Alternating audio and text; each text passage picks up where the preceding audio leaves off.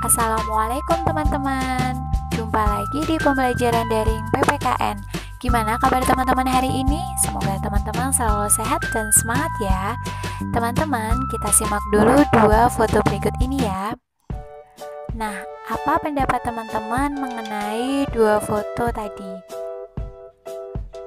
Dua foto tadi ada kaitannya dengan materi yang akan kita bahas pada siang hari ini ya teman-teman. Pendapat dari teman-teman disimpan dulu.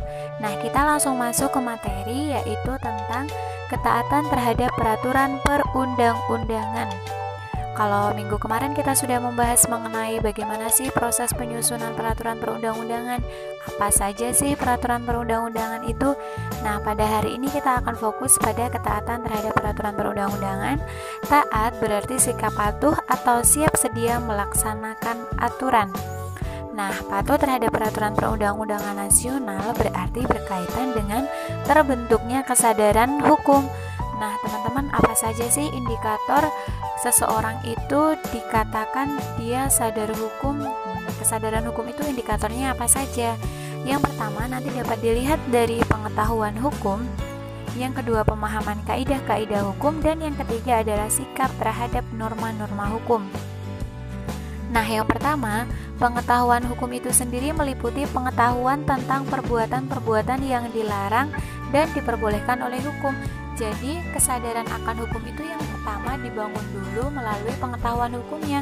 Kalau seseorang tidak mengetahui atau tidak memiliki pengetahuan hukum, dia tidak akan bisa membedakan mana yang dilarang dan mana yang diperintahkan. Jadi, ada perbuatan yang dilarang dan ada yang diperbolehkan. Nah, itu untuk dasarnya dulu. Contohnya misalnya hukum, kita harus tahu nih hukum dalam jual beli, kita harus tahu hukum dalam berlalu lintas dan lain sebagainya. Itu untuk yang pertama. Yang kedua adalah pemahaman terhadap kaidah hukum.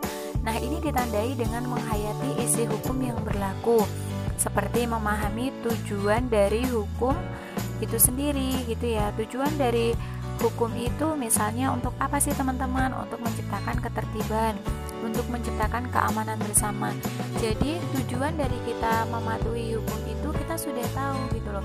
Jangan kita melakukan sesuatu tapi kita tidak tahu apa tujuannya. Oke, lanjut untuk yang ketiga. Yang ketiga sendiri itu adalah sikap terhadap norma-norma hukum. Nah, sikap terhadap norma-norma hukum ini dia ditunjukkan dalam bentuk penilaian berupa nilai baik atau nilai buruk terhadap aturan-aturan hukum. Nah, kalau hukum yang seperti ini baik. Hukum yang seperti ini adalah hukum yang misalnya sudah tidak sesuai lagi, harus disesuaikan dengan kehidupan di dalam masyarakat. Nah, itu tadi adalah ketiga indikator tentang kesadaran hukum. Nah, teman-teman, perilaku hukum itu sendiri ditunjukkan dengan perbuatan menaati aturan-aturan hukum yang berlaku dalam kehidupan masyarakat. Nah, jadi muara dari kita menaati aturan hukum itu diwujudkan dalam perilaku. Jadi nggak cuma sebatas undang-undang aja, nggak sebatas teori saja, tetapi juga ada prakteknya.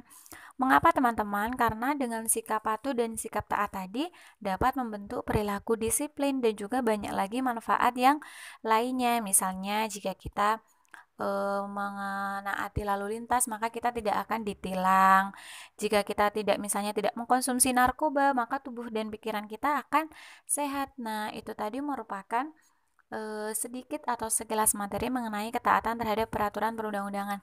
Nah, sebagai evaluasi dari pembelajaran kita pada hari ini, silahkan teman-teman melakukan pengamatan bagaimana sih perwujudan ketaatan hukum di lingkungan sekitar teman-teman. Yang pertama nanti di lingkungan sekolah, yang kedua di lingkungan masyarakat, dan yang ketiga adalah di lingkungan negara. Silahkan teman-teman nanti membuat di buku tulis tabel ini ya teman-teman. Nah, oke, karena materi sudah selesai, kita cukupkan sampai di sini. Terima kasih, semoga bermanfaat. Tetap semangat untuk teman-teman. Wassalamualaikum warahmatullahi wabarakatuh.